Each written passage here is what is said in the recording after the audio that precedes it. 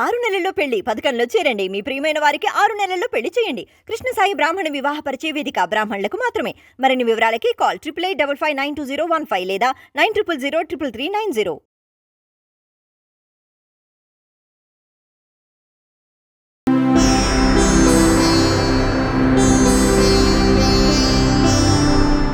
ఓం సదాశివసమారంభాం వ్యాసశంకరమధ్యమాం అస్మదాచార్యపర్యంతాం వందే గురుపరంపరాం.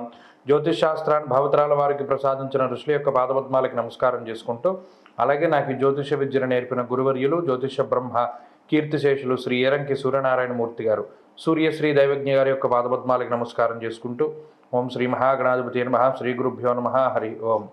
వీక్షకులందరికీ నమస్కారం. మీనరాశి వారికి ఈ వారం మిశ్రమమైనటువంటి గ్రహ సంపత్తి గోచరిస్తూ ఉన్నది. ఈ వారం ప్రారంభం అవుతూ ఉండడంతో చంద్రబలం అధికంగా ఉన్నది. ముఖ్యంగా బుధవారం వరకు ఈ రాశి వారికి చంద్రబలం ఉంటుంది. వక్రించినటువంటి గురుడు తాలూకు శుభ ఫలితాలు కనబడుతూ ఉన్నాయి. ఈ రాశి వారికి కొంత గ్రహ సంపత్తి ప్రతికూలంగా ఉండేటువంటి మాట వాస్తవం.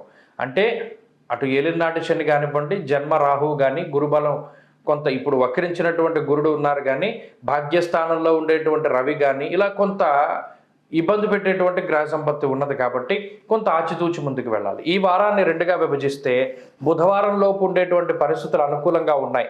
చంద్రబలం ఉన్నది. ప్రత్యేకించి స్వస్థాన ప్రాప్తి ఆరోగ్యం అర్ధలాభం యశస్కరం అంటూ ఉన్నది శాస్త్రం. అనగా ఏదైనా మీ సొంత ప్రాంతాలకు వెళ్ళాలి, ఎవరినైనా ముఖ్యమైనటువంటి వ్యక్తులను కలుసుకోవాలి, ఉద్యోగంలో ఇంటర్వ్యూలు ఇవ్వాలి, ఏదైనా క్రియాశీలకమైనటువంటి మార్పు జీవితంలో చేయాలి అని భావించేటువంటి వారిలో బుధవారానికి మునుపే ఆ పనులన్నీ కూడా చేసుకోవాలి. బుధవారం అయిపోతే ఉన్న చంద్రబలం పోతోంది. ఈ చంద్రుడు బలహీనపడిపోతే ఈ రాశి వారులకు యోగించేటువంటి మరొక గ్రహం ఏమీ లేదు. ఈ వక్రించిన గురుడు అంత ఫాస్ట్గా ఫలితాన్ని ఇవ్వట్లేదు. కాబట్టి కొంత ఆచితూచి ముందుకు వెళ్ళాలి. ప్రణాళికాబద్ధమైనటువంటి జీవనాన్ని గడపాలి.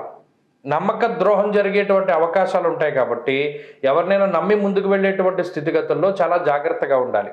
భాగస్వామ్య వ్యాపారాలు చేసేటువంటి వారు, వంశపారంపర్య వ్యాపారాలు చేసేటువంటి వారు కొంత జాగ్రత్తగా ఉండాలి. ఆరోగ్యం పట్ల శ్రద్ధ వహిస్తూ ఉండాలి. మరీ ముఖ్యంగా జంక్ ఫుడ్స్ జోలికి వెళ్ళకూడదు. శరీరం బరువు పెరిగిపోతూ ఉంటుంది. వ్యాయామానికి తగినటువంటి సమయం దొరకదు. అలాగే నీలాపనందలు ఎక్కువగా వస్తూ ఉంటాయి. మీ మీద లేనిపోయిన దుష్ప్రచారం జరుగుతూ ఉండడము, ఎక్కడికక్కడ మీరు దాన్ని ఖండిస్తూ దాని నుండి బయటపడేటువంటి ప్రయత్నం చేస్తూ ఉన్నా మీ సొంత మిత్రులు, దగ్గరగా ఉండేటువంటి వాళ్ళే దీన్ని స్ప్రెడ్ చేస్తున్నారు అనేటువంటి విషయం కూడా ఈ వారంలో తెలియడానికి అవకాశం ఉంటుంది. నిగూఢమైనటువంటి విషయాలను శోధించేటువంటి ప్రయత్నం చేస్తారు.